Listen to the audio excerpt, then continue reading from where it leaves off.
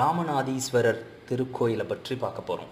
இது எங்கே இருக்குது, இதோட ஸ்தல வரலாறு என்ன, இதோட முக்கியத்துவம் என்ன போன்ற விஷயங்களை நம்ம இன்றைக்கி பார்க்க போகிறோம்.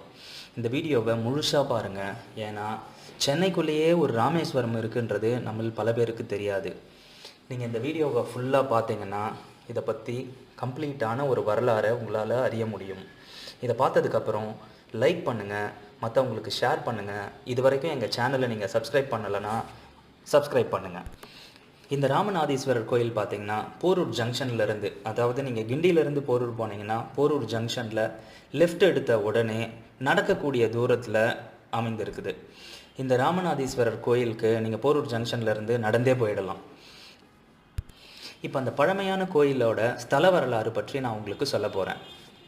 இந்த ஸ்தல வரலாறை நீங்கள் தெரிஞ்சுக்கணுன்னா நாம் கிட்டத்தட்ட காலத்தில் பின்னோக்கி ராமாயணம் நடந்த காலத்துக்கு போகணும்.